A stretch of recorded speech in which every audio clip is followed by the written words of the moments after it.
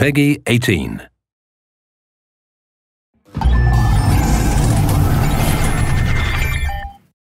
Hello everyone, I'm Colin Graham. I'm the animation director on Watch Dogs, and today I'm excited to present to you a vertical slice of the Watch Dogs free roaming experience. So actually, this is not a mission. Everything we're going to showcase today is completely systemic, and we're free to do as we please. We start off in the wards, the low-income district of our interpretation of Chicago. When creating the world of Watch Dogs, we wanted to stay true to the city and give a unique flavor to each and every neighborhood, not only in terms of the architecture, but also in terms of the people that you'll encounter and what is happening in their day-to-day lives. In the wards, you'll see working-class citizens, rusty cars, gang members, abandoned houses, and low-grade pawn shops. It's really not the kind of place that you're going to want to be alone after dark. Nowadays, modern cities are increasingly managed by software, controlling traffic lights, electricity grids, and surveillance systems. In our version of Chicago, this management software is called CTOS, or the Central Operating System. The CTOS controls everything in the city, and it was created by the Bloom Corporation. Since the CTOS has been installed in Chicago, people get to work faster, the crime rate has dropped, and the communication networks are now more accessible and stable than they ever were before. It goes without saying that if everything is connected, somebody able to take over the system would be extremely powerful. At this point in the game, we don't have control over this district's CTOS system. The icons that you see over people's head mean that we cannot hack into their mobile devices at the moment. We need to find the CTOS control center, install a backdoor virus into the system to take control over all of the infrastructure in this district. There it is, the CTOS control center.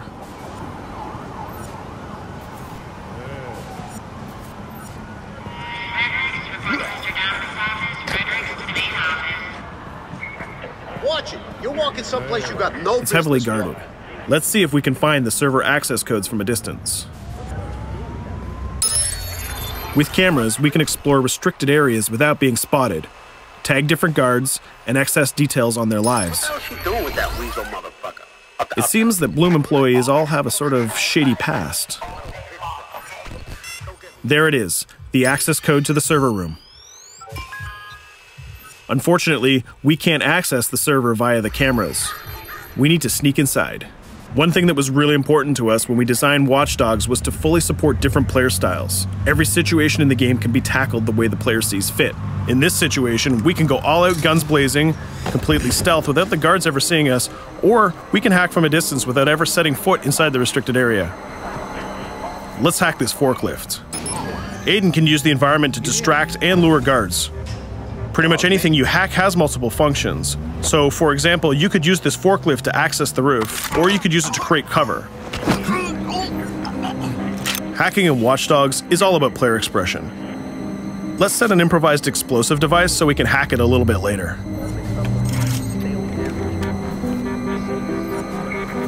You'll also notice Aiden's low-profile stance. This indicates when the guards are unaware of our presence. We'll try to reach the upper level of the building to see if we can gain a vantage point over our opponents. Everything in the environment can be hacked, so we're going to make some dynamic cover. That's how you spend a day off. Some quality meat. We'll use this forklift to lure the guard towards our IED that we set earlier. Let's see how this plan unfolds. You're working them on.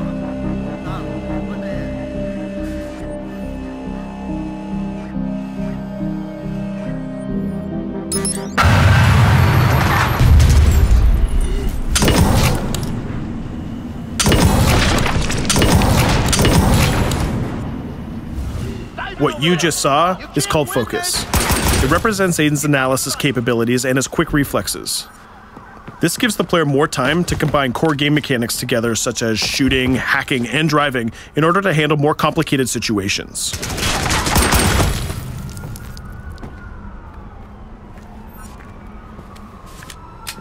Now we can access that control room.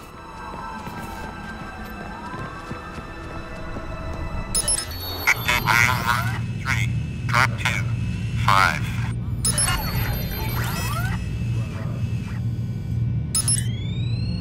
Now we'll be able to hack all of the devices connected to the CTOS within the districts. Thousands of cameras, traffic lights, the electricity grid, and most importantly, all of the citizen information profiles. We can also benefit from the Chicago Police Department crime prediction system, which uses facial and pattern recognition to spot potential criminals or potential victims. Since this is a pretty rough neighborhood, I'm pretty sure we're going to stumble on some suspected criminal activity pretty soon. And there it is. The system just pushed an alert of a potential crime. We can see the system trying to triangulate the location on our minimap. Take note, this isn't a mission. This can happen anywhere at any time. We've just spotted a potential victim. It's always up to the player if he wants to investigate or not, to take action or not. So let's see how this turns out. Yeah, you're right. Could I just...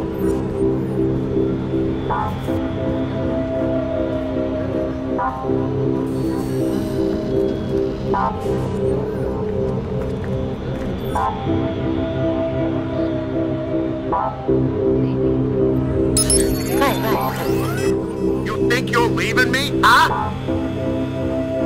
Jesus, I told you to stay away from me! You belong to me now, get it? You better leave or I'll call the cops!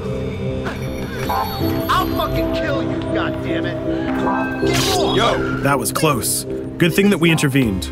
We managed to prevent the crime, but we triggered a chase. From here, the criminal's behavior is unpredictable. He can try to get away, shoot back at us, surrender, or call for backup.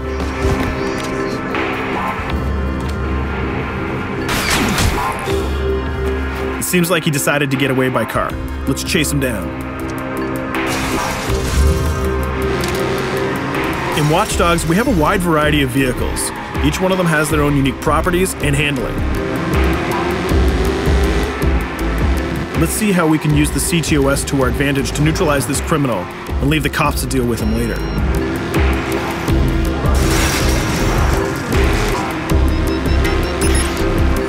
The chase stops right here. Using the blockers usually reserved for the cops during interventions, we managed to stop this criminal without killing him. This gives us a reputation bonus. This system is at the core of the Watch Dogs experience. Depending on how we handle different situations in the game, the media and the citizens will have a different perception of our hero, whether he is a true vigilante or a reckless criminal. This will have repercussions throughout the game. Now, let's head for the Loop, the historical district of Chicago, where you're going to find the most iconic buildings in the city.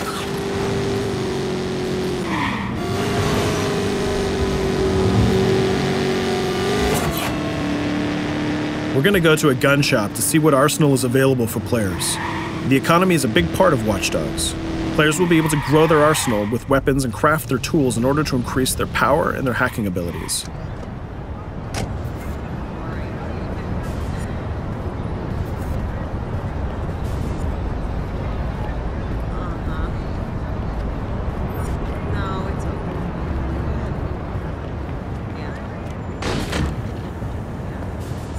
You will find all of the weapons that you would expect in a traditional shooter. Pistols, assault rifles, guns, sniper rifles, and grenade launchers, just to name a few. A lot of bullets were fired in our last encounter with the CTOS guards. Let's stock up on some more ammo. Finding everything.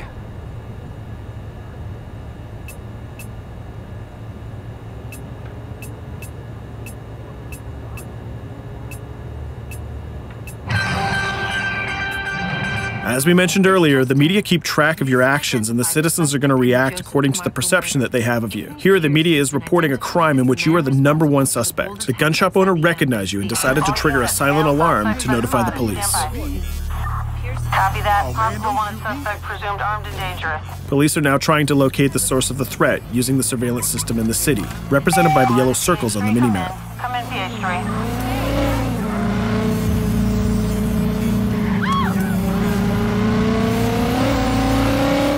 Aiden is able to stall their efforts by hacking into their communication systems while avoiding the scanning areas.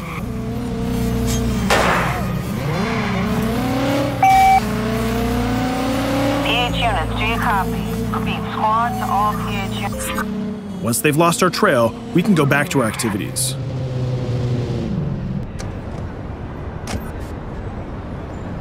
One thing that Bloom did to win over the population of Chicago with the CTOS project was to install free Wi-Fi hotspots throughout the city. Free Wi-Fi is cool, but not very safe with someone like Aiden Pierce around. Hacking into this box is going to give us access to every device that's connected to it. So let's see where that brings us.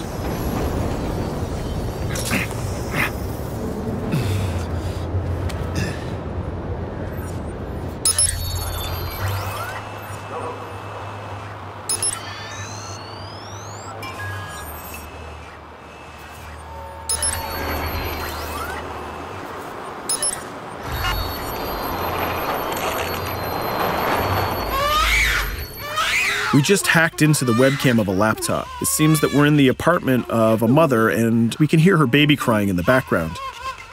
Her bank information is in her mobile phone sitting right there on the table in front of us. It's totally up to the player whether we decide to steal it or not. Of course, this won't affect our reputation because nobody can witness this action. Just like in real life, nothing is totally black or white, but rather many shades of gray. This is exactly the situation where we want the player to question his own morality. Let's go withdraw that money. If you think that you're alone, think again. Aiden is not the only hacker in town. Someone's trying to install a backdoor virus on Aiden's phone in order to steal a portion of the information that he's gathered through the game so far. First, we're gonna have to reach the area where the signal is coming from.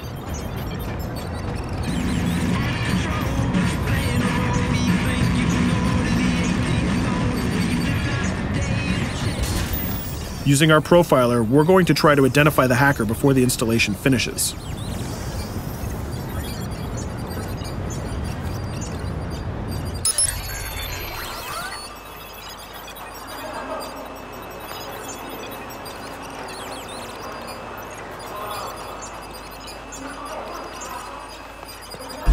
There he is.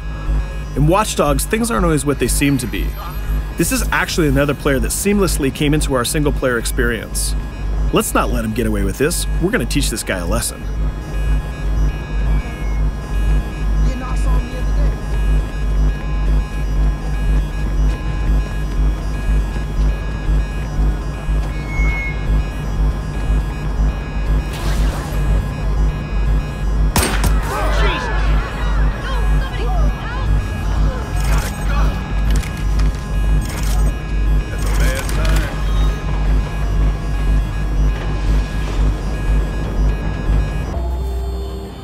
We stopped the hack, but the hacker managed to get away. I don't know about you, but we can't let this pass by. We need to retaliate. Using the grid, let's see if we can find that second player. There he is. Let's enter his game seamlessly.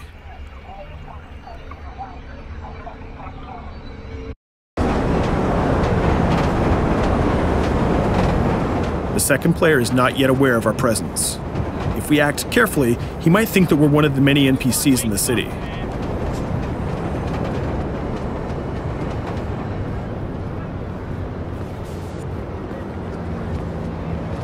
What was that?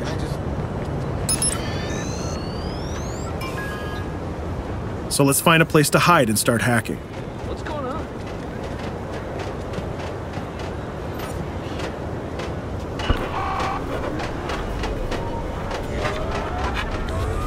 The second player has just been alerted that a breach has occurred on his phone.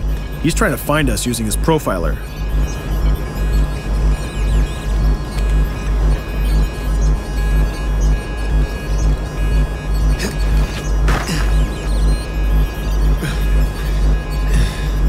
He's dangerously close. Let's hide in the car. We're spotted. Let's get out of there.